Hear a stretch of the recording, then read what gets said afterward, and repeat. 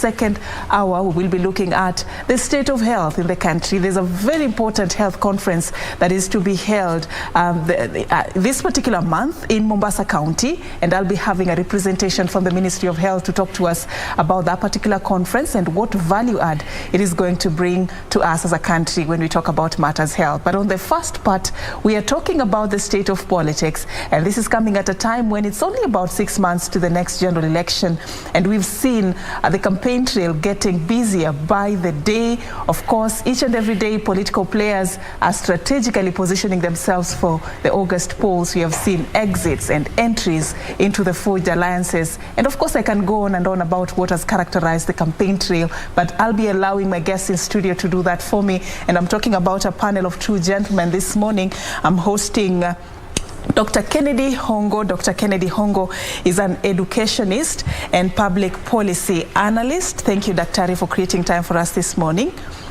All right. And of course, we have Dr. Barrack Muluka. Dr. Barrack Muluka is a strategic communications advisor. Thank you for creating time for us. Thank you too. All right. The gentlemen have an experience in matters governance and leadership. And today we're going to have a sober conversation about the politics of this particular country as we inform our viewers on where we are going as a country. So let's begin by, what is happening currently. Just recently, the Independent Electoral and Boundaries Commission launched the second phase of the enhanced voter registration exercise. It's supposed to run into this particular month. This should be from 17th of January to the 6th of February 2022.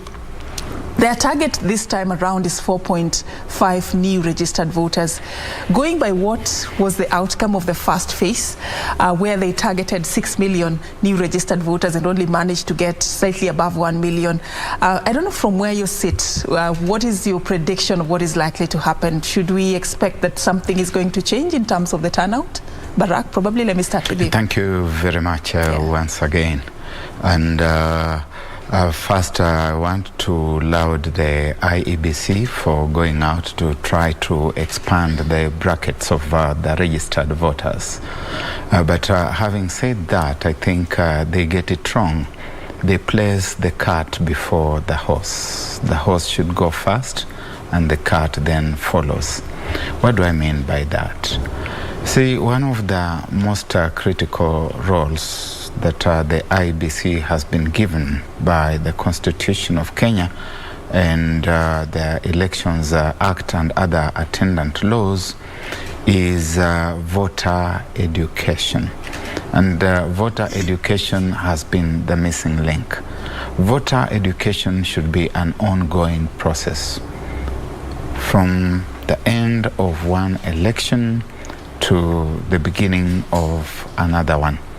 And the beginning of an election, of course, is something that starts quite early. As you correctly say, we have got about 6 months left. But an election is not a moment. Most of the time we think about the polling day, which is just one of the checkpoints on that latitude. So you would expect that from 2017 up to where we are, there would have been voter education. Kenyans would have understood the importance of voting. They would have understood what kind of leader they should be voting for, and they would therefore not require anyone to even be going out there to tell them that we have now opened up the process to mass voter registration, because they would be taking advantage of the continuous registration processes. Then they would usually open up windows of opportunity at times such as now for those who want to change their voting centers because of various other happenings that make it necessary for them to migrate to another place. But here is a situation where we are seeing that the IBC in some instances is even providing incentives that border on voter treatment. I saw in the news about a week ago, for example, that some people are being given maize flour so that they could register as voters. If you do that, you are inducing them. IBC itself is beginning to induce voters. What is going to stop the politicians from also inducing voters using the same mechanisms? All right, I'm coming back to you, just to give us more insights on that and even the role of politicians in mobilizing voter registration.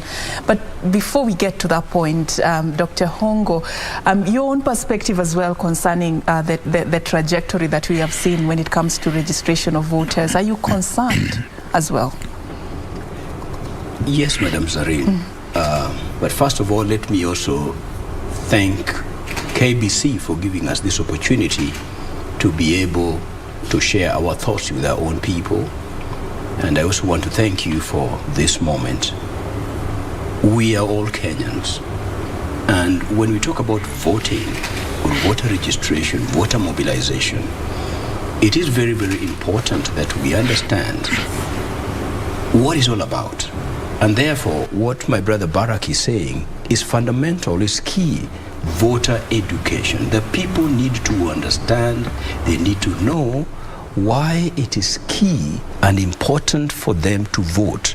As we walk around, you hear people talking generally. How does it matter whether I vote or I don't? How does the voting help me? That is a sign of ignorance. And I'm really glad that even the founding fathers of this nation knew very well that one enemy that needed to be fought hard was ignorance. And one of the things that we are faced with is ignorance. Ignorance about the significance of votes and voting. Why people need to get their IDs, why they need to have the voting cards, and then finally get out there to vote. But there's one problem that I also feel we need to tackle through media houses and all of us collectively. I think we have got to redefine the meaning of politics. And if not, then real politics, because we are so used to what I would call pseudo-politics, to the point that the abnormal has become normal and the normal has become abnormal. We think that politics is about campaigns and people getting out there to talk and convince us to vote them in. But really, this is about our life. It's about our future. It's about our destiny. It's about how the national cake is prepared, shared, distributed, managed, you know. And if we go back to history where President Daniel Toroitich Teacher Arap Moi would talk about politics and say bad politics is really bad life, maisha mbaya, siasa mbaya, etc., etc. That is key. People need to associate voting, votes, elections, the leaders we elect with their own lives. Like what Barrack is saying, election is not a one-day affair. It's much bigger than that day that you go to vote. It actually concerns what is going to happen in the next cycle of the 5 years that we have put in our country as the next cycle of leadership. I will come back to you, gentlemen, to just tell me more about how we can instill these values, in Kenyans, for them to see elections and voting and being part of electing the next crop of leadership as the bigger picture, not just something for that particular day in a bit. But back in studio here, I've been having a conversation around this topic together with Dr. Kennedy Hongo, an educationist and public policy analyst, and Dr. Barrack Muluka, a strategic communications advisor. Gentlemen, you've heard there from Peter Odami, just talking about the numbers they've been able to register so far and the reasons why he feels there is a bit of reluctance, especially from the youth who are targeted to be enlisted as new voters. And one of the reasons he cited was, the youth are going through a lot. There is harsh economic times. There is probably lack of employment. And, what he was trying to explain are some of the reasons that could have led to, some of them not being inspired to register as voters. Does it, hold any water, that argument, from where you sit? Any one of you can jump on this. Let me start with you, Daktari. Serfine, it's a painful reality to hear such kind of comments coming from our own children, our own people, our own brothers, our own sons and daughters. Indeed, it is true that we are faced with economic realities that are challenging to all of us. And it's not just to the youth, but this is about all of us as Kenyans and possibly even worldwide. But the reasons they're giving are the very reasons why they should come out in numbers, in thousands, in millions if they're there. Because of unemployment situation, because of economic situations, because of social infrastructure that is porous or broken apart. That should be the very, very motivation for the youth to come out and register as voters. Register as voters. But because okay, go on. Sorry to cut you short. But then we now go back to what Barrack said earlier on, the voter education. As the title you are dealing with there is politics and the value of voting. These people need to understand the very importance of voting the right people in, so that we have leaders with focus, with vision, leaders that know that public gain is even greater than individual good. So when we have such people in positions, then of course the nation will go to where it should go to, and we will have jobs, we'll have, well, we are living in the same earth, just like what the Americans have or the British have and anybody else has. So what can be done anywhere else can be done here. So voter education, and we are grateful, Madam, that we are here with my brother so that we can also talk to our people. We are equally affected as Kenyans. It's not just about them. Some of them are our own children. We've got to feed them, we've got to clothe them. We've got to do many things with them, and some of us also depend on them. So what you're saying is this: voting, getting your votes, getting out there to vote will dictate and determine the kind of a future you'll have tomorrow and even today. Well said, Dr. Hongo. But then, Barrack, what do you tell that population of people who are hopeless at this point? We've been there, we've registered as voters, we've voted, we had expectations. But did our vote count? I mean, we've done this severally, but did our vote count at the end of the day? There were promises these politicians gave us. Did they fulfill them? So at the end of the day, there's a very huge chunk of people, of Kenyans, who have given up in the electoral process and said they're not going to waste their time queuing and, you know, what do you tell them? So I think that is a laughable matter, because even tragic situations, sometimes we just have to laugh. The Speaker of the National Assembly, Justin Muturi, recently told Kenyans that they get the kinds of leaders that they deserve. If you are not happy with the performance of the person who is there, you must go back and ask yourself what your contribution to the arrival of that person in the place of leadership and power and decision making and management of public affairs is. When you decide, for example, that you are not going to register as a voter, when you decide that you are not voting, you have already participated by default in the arrival of that person in the position of leadership.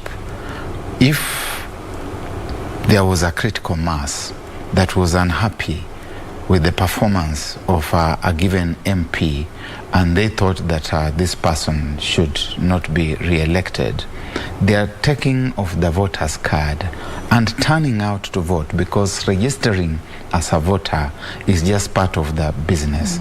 You still must go out to vote.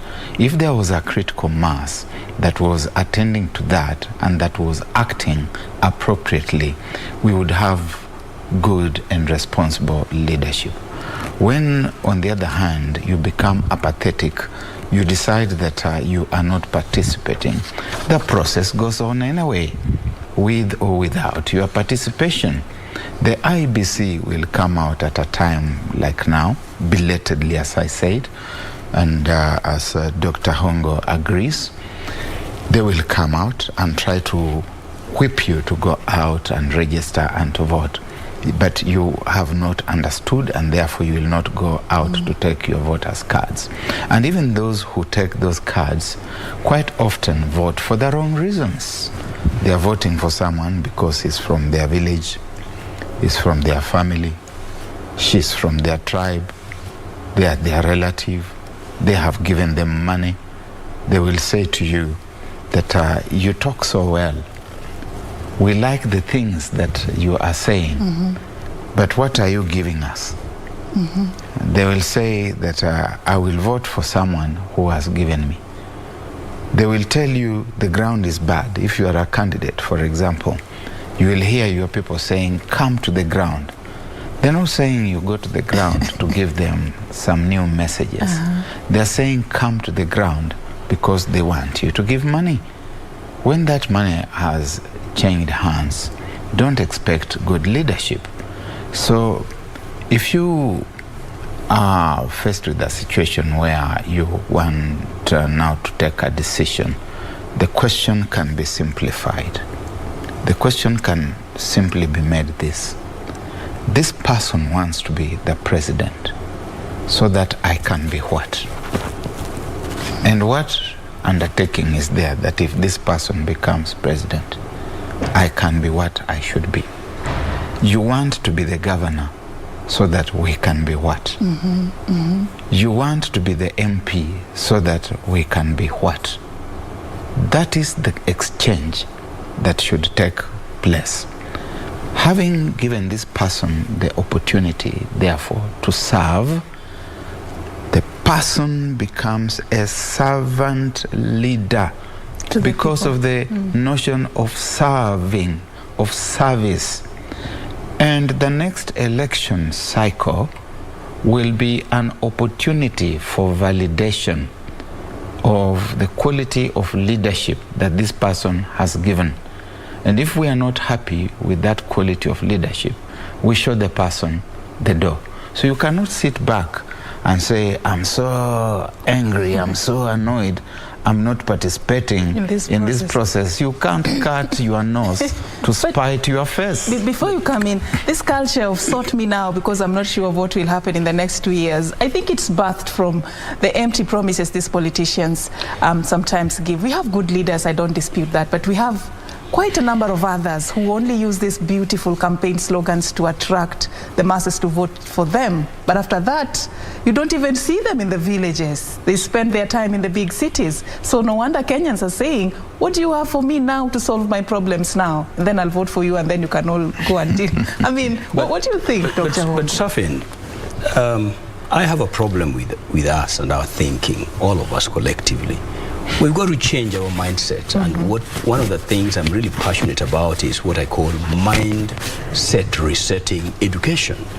We all need it. Often we sit here and we say the politicians. I would like a situation where we detach campaigns, we detach politics from campaigns. Really, campaign is about job application process. The men and women who are running around this country are looking for jobs. Some are asking to be given jobs that are called MCAs, others MPs, others governors, others presidency, others senators, women rep. Those are jobs, but they are not jobs that you can just walk in and grab and call it your own job. Even here at KBC, if you want to work for KBC, you don't just come out of the street and go take the empty seat that you come across and you sit there and say, from today, I'm the managing editor of KBC. There's a process. There's a process of becoming an employee of KBC. You begin either by submitting your application, sending your CV, and putting it as it is. Then you go to sell yourself and prove to the panelists. If you get the chance of being shortlisted, then from there, they will decide who they give that job, even for you to sit there. Kenyans know they have that power? So that is why I want to start. Kenyans know they have that power when it comes to politics. There's a reason why I'm talking like that first, because I wanted to get this thing right, you know, for the sake of right. So that's the process of becoming an employee of KBC and any other organizations in this country. What is the process of becoming a member of county assembly? What is the process of becoming a member of parliament? What's the process of becoming a president of the Republic of Kenya? You can't walk out from your house because you're Dr. Muluka, my friend, known in world over, and one day you just go to State House and you sit on that chair and say, you know, from today, everybody call me His Excellency Muluka Barrack. It doesn't work like that. That will be the day. You see that? So to become that position, it's a position, it's a job. And it's a job that is on a contractual basis. It's 5-year term. These jobs are not for eternity. They are 5-year term, renewable, subject to your performance. So the people first need to understand, when men and women campaign, ideally, they are not politicians. They are just people looking for jobs. Let's start from there. So I come and talk to you people, and Muluka also comes and puts his case, and we are listening. The owners of the job are us, the people of the country. So is the electorate empowered to know the kind of... This is where we go back to what my brother says. Education, voter education, so that the electorate, the voter, understands that that job is his. He is the owner. Why would Raila be running around? The right honorable prime minister is going all over looking around. Why would Mheshimiwa Ruto running around? Why would Mudavadi run around? Why would Kalonzo Musyoka run around? Why would Gideon Moi run around? Why can't they just declare themselves president that they are? Because the people have the final say. Regardless of how corrupt, how good, how bad, how wealthy, how stupid, how ignorant, or how clever we are, regardless, it is the people's job. So they know, and we all know. So we go to the people. That's where it starts. So we must make it clear that these people who are campaigning, they are in job application process. So it means, come and talk to us. You sell your policies, you give your ideas, you make promises, you make pledges, but then we, the people, must sit back and say, the guy promising us heaven, is it really possible? Is it attainable? Who is he? If you're yesterday's devil, you cannot suddenly become a today's angel. So we're going to check this kind of a man or a woman is coming out to ask for our votes. Who is he? What can we trace him from the root to the top?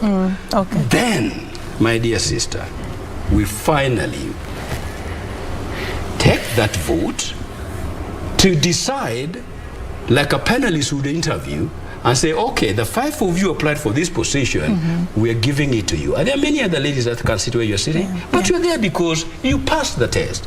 That is what we do when we vote. Our vote is a confirmation that of all the people we had, so and so is the one today we're giving this job. So we are saying this, you know, let's get these things right, please. We are getting this chance to reach out to the people so that we reach to their heart and their mind. Is a painful reality that at this point in time we're still at 15% countrywide or 20%. So we are telling the people, it is your job, it is your position. You are hiring these people on a 5-year contract, and give this job to somebody whose history is clear, so that you will not be let down by false promises. All right, Dr. Hongo, well said. And that example about Barrack becoming the president, you know, politics can surprise you, but that's on a light note. Barrack, I mean, we're looking at, you know, the role of the politicians in influencing these electoral processes. And I just want you to talk to us about how safe or how dangerous this is. When the politician now takes the mantle and begins to go door to door, urging, you know, Kenyans to come and register as voters, or sending his or her troops to do that on his behalf. How is that good or bad for us from where you sit? The politician, especially the current brand of the Kenyan and African politician, is a selfish animal. It is an individual who has no holds barred. It's an individual who bribes, buys voters. It's an individual who can beat up people or cause people to be beaten up as part of the process of mobilization. Is an individual who is telling lies. Go to the social media and just look at even the very top, where there are a few people who are now front runners. The Honorable Right, the Right Honorable former Prime Minister Raila Odinga, the Deputy President William Ruto, Musalia Mudavadi, Kalonzo Musyoka, they are front runners, with Odinga and Ruto clearly in the lead. But look at what is happening in the social media. Look at the lies that are told all the time on Twitter, on Facebook, and how often someone has to come out and say fake news. Fake news. Because these are people who have lost all the ethical bearing. And therefore, if it comes to making false promises, They have no compunction at all with making false promises. If it comes to herding people by force, there is no reserve in that regard. If it comes to barring people even from going to vote, up to a few years ago, I was, in a sense, actively involved. I was the Secretary General of Amani National Congress, and we had a by-election in Kibra after the demise of our good friend, Honorable Ken Okoth, God rest his soul in eternal peace. And you got to Kibra, you've gone to sell your agenda with your candidate, and there are people stoning you. One of the decisions, the moments that led me to the decision, this was the wrong place. I just survived narrowly. A rock that was aimed at my head, and my head is the only asset that I have. Yeah? So when you stone it and destroy it, what is left for me? Yeah. But on the voting day itself, people were barred from getting to the polling stations. Now we are going to see wonders of wonders in 2 months' time. In the month of April, we are going to go through political party primaries, and they are going to be chaotic across the board. You have seen that the new amended Political Parties Act now provides for joint nominations. And you are going to find there are people in Azimio la Umoja. You're going to find there are people in Kenya Kwanza, and they are trying to carry out joint nominations. For example, here in Nairobi, and you will find that someone is saying, hey, ODM, Jubilee, Chama cha Machine, what is it called, Chap Chap, and other parties, allied parties, are supposed to jointly decide that this is the person who is going to run in Kamkunji. A certain party is going to be pushing their candidate, and they have got the majority of the numbers, because these numbers are going to be determined by registers that are coming from the registrar of political parties. They are certified. If you're not in those registers, you will not participate in the process, and you're going to see chaos. You're even going to see some people trying to influence some kind of inclusion of people in those party membership registers who are not there. That is the kind of mobilization that you are expecting. Elsewhere, they are saying we will hold talks, and after we have held talks, we will decide it is Dr. Hongo. Democratically speaking, so those chaos are coming at that level before we even get to the election itself. Are you concerned? That's the question I'm asking myself. We should be concerned. We should all be concerned. And you're still saying those politicians, I still want us to see this thing from a wholesome perspective. It's all of us. This is our country. This is our place. There's nobody who is super. There's you know, all of us are VIPs. Only our duties, tasks, and responsibilities vary. But everybody's important. And whatever job you are doing, that is what moves the nation. So I would like a situation where our people see that this is our thing.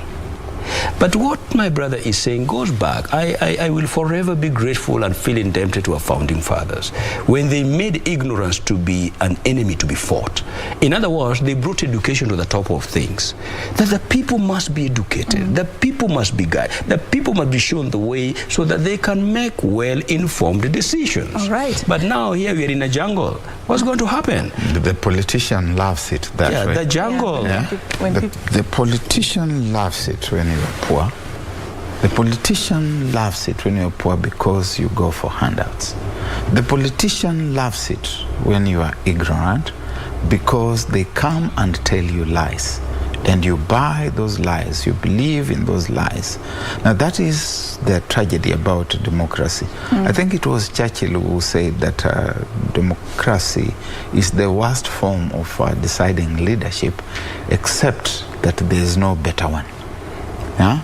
And therefore, people who have absolutely no idea about why they are voting, who just know that we have been told when we get there, we will say it is so and so.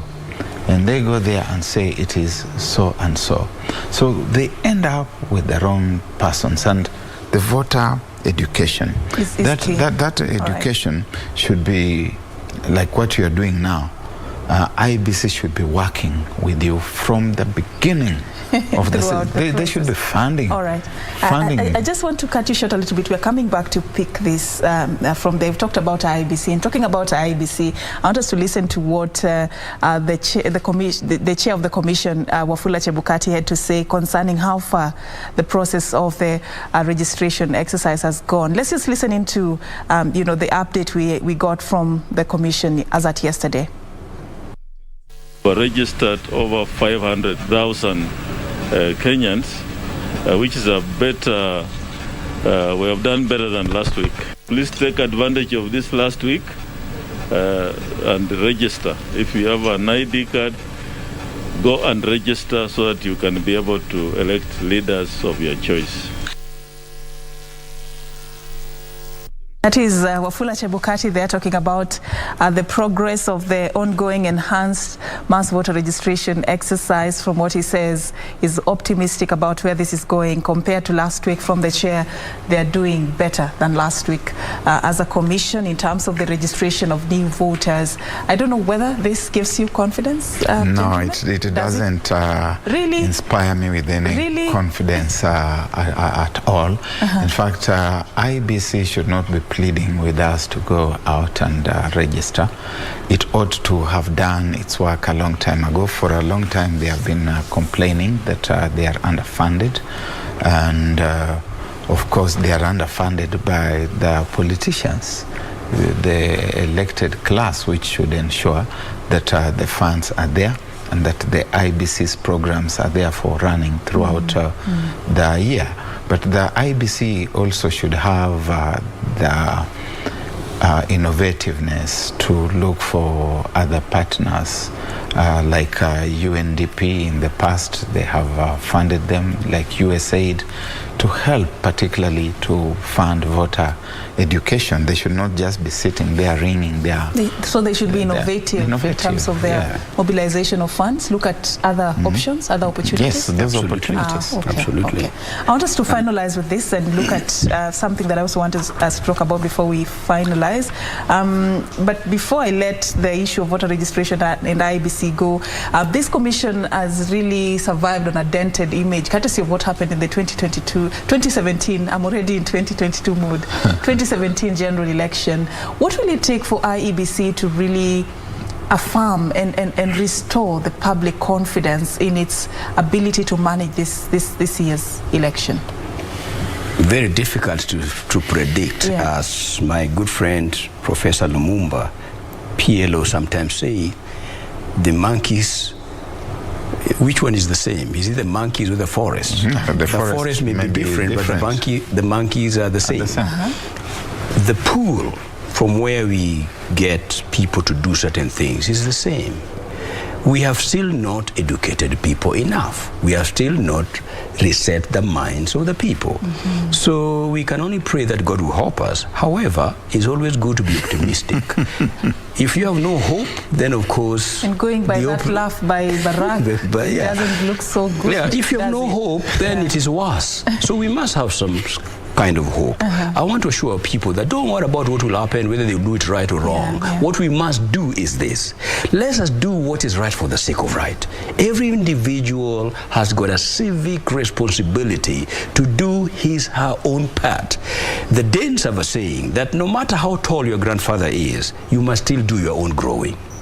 So me, Barrack, you. Absolutely. Yeah, I'm saying me, Barrack, you, but why your body all of us. language, We are saying no. Why your body language? You see, Let's be. I was just confirming this. Let's confirm then. No. Each of us must just do what we must do. Yeah. Really, let's not look at the other person. What is my role? What can I do that is right? How do I salvage my country? I think that's a call for every one of us. All right, thank you for saying that. So it's not about looking at whether IBC will do it right or wrong. It's about what I will do in my own first and foremost as a voter. Then of course, the rest some people, when they don't do their job, it means they're in the wrong place. They're misplaced. When you do what you're called to do and you don't do it, you're really misplaced. But Barrack, body language is not optimistic. You know, we pay the IBC commissioners and staff a lot of money. Yeah. We pay them to do what they should do and what they don't do. Yeah, they should be able to do their stuff right. But my body language that you speak about, I wish I could see it. But I'm the viewer. It came up. Now I'm allowing you to verbally let it out. But my body language is because Daktari here talks about the need to pray. Let us pray God to help us. Yes. I think as a Christian gentleman, sometimes we go to God with prayers and God looks at us and says, what do these fellows want? Because I have done everything that I should be done for them. Yeah. Well, what more do they want me to do for them? Because God has given us the intelligence, He has given us the good health, the reasoning capacity. I have read sometimes as a Christian gentleman in the book of the prophet Isaiah, in the 1st chapter from the 8th verse to around verse 17 there. God talking to His people and telling them that their prayers that I simply reject. I will not listen to those kinds of prayers because I have given you all the facilitation. What more is it that you want from me? We've placed the food there for you to eat, given you the hands, given you the good health, and you're still asking, you're not able to just do the eating. But our request is simple. The eating. How do we change the history, the electoral history in this country? How do we make sure we do it different this time around? That's our prayer as a country. That's our prayer. Are we justified to make that prayer? Or we have everything, we just not done the right thing? We look into ourselves. Okay. You have seen the IBC staff saying things like they will not register because they are unemployed. Now, how do I help you to understand that your unemployment is because you have people up there in government who are not planning for you? You have people who are wrangling. They're spending 5 years wrangling. That right now, when you look at the situation we are in, and I said that after 5 years is validation. What are we validating? In normal functional environments, there should be a government that is incumbent, and that government that is incumbent is offering a candidate. We can say that this is the candidate whom the Democratic Party in the United States is offering because it's the sitting government, and that the Republicans who are out are saying this is the candidate we are offering. The Democratic Party is seeking validation that it has governed well. Is the Jubilee government going to be seeking validation? Is it going to be seeking that validation through a candidate proffered by President Uhuru Kenyatta or a candidate proffering himself as Dr. William Ruto? Which of those two would be the representation of the ending incumbency? How are we as citizens relating to that anomalous situation? Yeah, true. Have we thought about these things, the implications? These are people who have spent 5 years squandering public resources on things that should not be being squandered funds on. They should be creating employment. They should be generating wealth. Now they are preparing us, and on both sides of this political divide, they are preparing us for a situation where that contestation of a toxic nature carries on, and you are wondering when it is that these young people are going to. So if you are to have a rational youthful population, they're about 70%, they should be saying to themselves, maybe let us try something new. If you allow me to comment after my brother has spoken like that, personally, I think I have a different opinion here. I feel like I should commend Jubilee government and even President Uhuru in particular, because he has guided the country well, in my thinking. And two, he has looked around and having all the instrument of power, he has seen that actually the right man or the right woman that should take this country to the next level is not within his party. He's somewhere. That's a statesmanship. I think, Barrack, that one you need to commend. That a man in power looks around him, just like when President Moi, the first time, he said, and he talked when his vice president was seated behind him, and said, you know, this thing is not about friendship among others, some years. And he said, for this reason, so-and-so will be mine. And I am glad that our president, being that magnanimous, looked around together with his party, and they saw that, well, the right honorable Prime Minister, the former Prime Minister of the Republic of Kenya, possibly is the man. And personally, I would think like that. Well, I don't know, but I was just saying, you talked about the incumbent. Maybe I missed that. Like you, I have not heard him saying that. Maybe I missed the things which I know that I've heard the president saying about his nemesis, Raila Odinga, are very negative and pejorative things. He needs to come back and have a Damascene moment where he would say that I've seen the light, and this is the person. But can he afford to do that? And that I therefore recant that he's not a Mgoroki, that he's not a Mganga, that he can actually lead. And he should then advise us what to do with all the old clips. Because the problem with this country is deceit, is hypocrisy. Hypocrisy, and I'm seeing that hypocrisy all over the place. I've seen the right former Prime Minister saying, oh, now the thieves are there in one corner. They are now together. Mudavadi, Ruto, and Wetangula, they are thieves. They are in that corner. But I've not seen him telling us when it is that he discovered they were thieves. When he was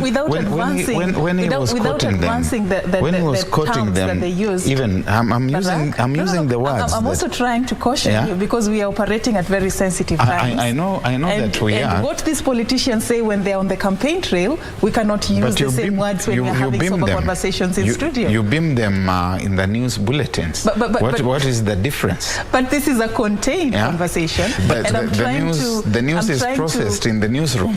Remember, I'm a producer of television. I worked in this studio in 1983 to the year 2000, and I know that we are gatekeepers, and that you gatekeepers have been beaming those images. But you're not a politician. No, we don't use the terms. We are all politicians. And therefore, okay, just allow him to finish, and then I'll come to you. So anyway, saving your reverence, therefore. We're just doing what is right. And therefore not amplifying that terminology. Thank you for that. The question becomes, at what point did you discover that these people were wayward? You have been working with them. You have been wooing them. They have been good people. Where you are remaining, are there still some wayward people? The day they move away from you, are they going to suddenly become wayward? So there's that deceit, that deceitfulness. And as Barrack, with my one vote, I refuse to be persuaded by that kind of ingenuousness, that kind of deceitfulness. It would be good that if there are people who have been wayward, that waywardness should be brought out. All right. You want to add something? Yeah, allow me to say something. You know, truth is truth, regardless of when it's said or not. Somebody said that truth may be dead for 3 days, but after the 3rd day it resurrects. Be careful what you say and what you do in this world. We must remember that. So if people keep quiet on what you have done it all the same. So be careful that I feel is important. But what I wanted to add to what I said earlier on, and why I thought Jubilee Party is made up of very sensible people. We have heard the leadership of Jubilee speak. Personally, I'm talking about what I, as Dr. Hongo, who is a Kenyan, committed and passionate and patriotic enough, I've heard that leadership talk about a particular person. And that's why when I mentioned the Right Honorable, is that leadership that has spoken and said so. And I said, yes, they are right. They've looked around, they looked within themselves, and because they value Kenya more than themselves, as opposed to what my brother was saying, that the governing party should always try to see how they pass the baton to. That's a good thing to do, especially if you have a better option. But when the better option or the best option is outside your fence, and you acknowledge that, you have to be commended. So what I want to say in this, regardless of all these other small things which try to take us away from truth, I agree with my brother that as a people, we need to grow up and rise to a point where it's not about lies. We tell the truth for the truth's sake. He talked about deceit, which is true, but that deceit cuts across whether him, you, me, those others, all of us. This is about the pool we are dealing with. It's the pool that has been muddled, that we deal with things like that. Finally, allow me to say this. This is the time for Kenyans to be very careful and actually look at people for who they are. What is our history? What is it that is associated with us in the past as we are going into the future? Regardless of who is telling us what, but things said about me, you, are they true or they are false? Kenyans, let us elect the right people that will help us to get to the promised land. We have a very big, as I'm allowing you, we have a very big decision to make, it's coming out of this conversation. Thank you so much, gentlemen, for bringing that out, that as Kenyans, we have a very big decision to make. What we need to think, we need to open our minds and go beyond thinking that this is a responsibility that is vested on politicians. It is actually our responsibility to take. And what we have been doing, and I'm glad we took a lot of time to do this, is to help Kenyans understand how they should be making these decisions. What are the principles that they're supposed to be, that ought to guide them in making these decisions. And as we just about to climax there, something that also came out of this conversation is the fact that when we sit on the table with these politicians as Kenyans, we should also look at what is under the table. Absolutely. As we sit to have these conversations, what is being hidden under the table? Yeah, thank you so much for bringing that out. I want to give you both a chance to give us your parting shot. I'll start with you, Barrack. Thank you very much. You know, when I come across a person who makes an unsolicited public confession and says that we told a lot of lies about you, then I must understand that this person lies. Either he lied at that time or he's lying now. If you say that we said a lot of lies about you because we did not want you to win the election, how do I know that you are also not telling a lot of lies about somebody else because you don't want that person to win the election? Particularly when the instruments of dealing with the offenses that this person is alleged to have committed are sitting with you.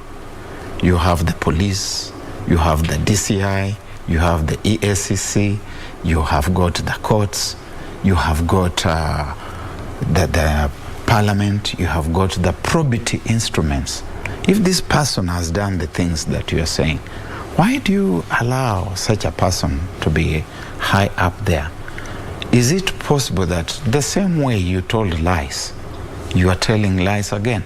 As a Christian gentleman, once again, in the Gospel of John, chapter 8, and I know that our religions come quite close to each other. They say that you tell the truth and the truth shall set you free. And that the person who tells lies speaks the language of the devil.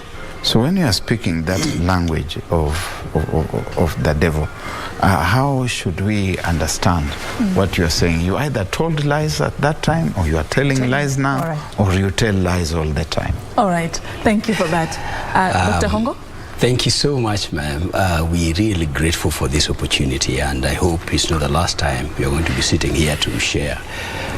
And I want to help my brother likewise, because he's made a very important statement, and he's one man that I really respect. I always loved reading what Thank you, and I also respect him very much. Used to write. He's a very intelligent Kenyan, I must admit, and thank you so much, my brother, for your contribution. Thank you, sir. When Saul becomes Paul, you have to allow Paul to operate. And Paul, who was Saul, at some point got to a point when he declared to the world, he said, concerning zeal, I persecuted the church. That time he was so zealous as the Pharisees that he could not see that Stephen, among others, were really the people of the light. And I was saying that that's to help my brother. When people discovered that they were talking about an angel. I couldn't see that coming. Yeah. Go on. When people discovered that they were actually turning an angel into a devil, and they profess and confess that, sure, we did not know that inside the Right Honorable Prime Minister, in fact, the right word is it will always be the Right Honorable Prime Minister. When you want to say the word former, then you go to say the former Prime Minister of the Republic of Kenya. So when our brothers so discover that, you know, the man that all along we demonized is actually the savior of our nation, what should we do, Barrack? We all rally behind that guy and give him 5 years, and after that, if we discover that he's like everybody else, then we remove him on the 5th year. That is how I am talking about. You started by taking us to the Holy Scripture. But that's true. Then, that's what you're looking at. Oh my goodness. It's his opinion, and I respect his right. Going to add anything. I respect the right to the opinion. Thank you so much, gentlemen, for first of all making this conversation very sober. And I know that our viewers there have learned quite a lot in what they need to do, and even the theology that you brought in there. Yes, thank you. As you're having this conversation. Thank you so much. And I've been having this conversation together with Dr. Kennedy Hongo, an educationist and public policy analyst. Also on set has been Dr. Barrack Muluka, strategic communications advisor. Thank you once again, gentlemen, for creating time. All right, so News Check continues. In just a bit, we are going to be shifting gears, and you're going to be talking about matters health.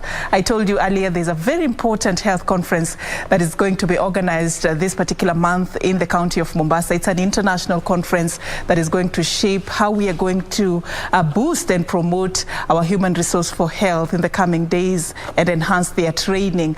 We are going to be having that conversation in just a bit, so do stay with us as we take a very short break. My name is Achieng. Staying on, I'll be back shortly.